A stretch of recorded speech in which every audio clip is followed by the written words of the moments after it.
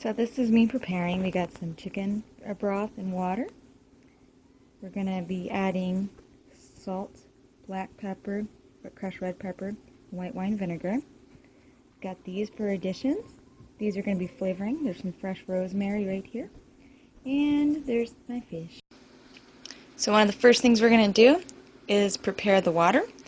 The bouillon, as it's called. You're going to start your burner. It's going. Again, that's just chicken broth. We're going to cut the lemon. We're going to throw this in, and the garlic, and then I'll come back because I can't hold the camera and do that too. Alright, so as you can see, I've got crushed red pepper, hot water, some lemons, the garlic, the red pepper, a lot of rosemary, and I just used my scissors and cut it. And we're going to let this get to about 180 degrees, so it's going to be a low simmer, or right as it's boiling. That's the temperature you want. But for now, I'm going to go ahead and cut the potatoes, then I'm going to rinse them. The reason I'm going to rinse potatoes is simply because then I get rid of some of those starch fibers and I won't have them. The whole point of this, though, is to get all that flavor. So even to help it more, bouillon. I'm going to go ahead and put the lid on it. Alright, we're back, and it's going to be the potatoes. To give you an idea, they're very small. And the reason is I want them to bake very fast. So yeah, my chunks are maybe 1/2 inch by 1/2 inch. There's a couple bigger ones. And if you wanted, you could put them in the steaming basket right in there.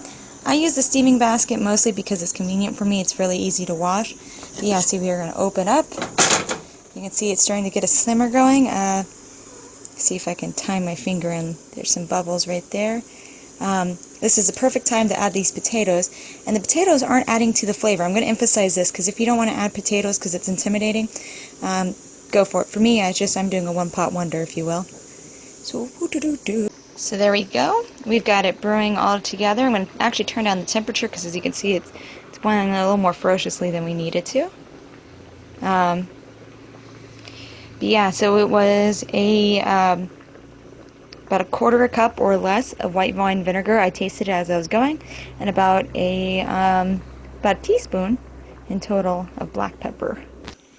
Alright, the next step is to go ahead and put the fish in. The fish is going to take all of about 4 minutes. Let you know what's been. Do you see how thin these are? These are just pieces of ono. Put him in. He's going to simmer. Put this little one in too. They might even take less time. We'll see. But yeah, that's what we're looking at. They're going to look like that. It looks really wonky, but it comes out really great. And don't forget, we have the little baby bok choy that I'm going to lightly throw into the thing right as these guys are finishing up. Then I'm going to go ahead and give it the 4 minutes. Overall, we're already at 5 minutes of cooking because I let the flavors combine for about 5 minutes. Otherwise, this is, like I said, it's into minute 5.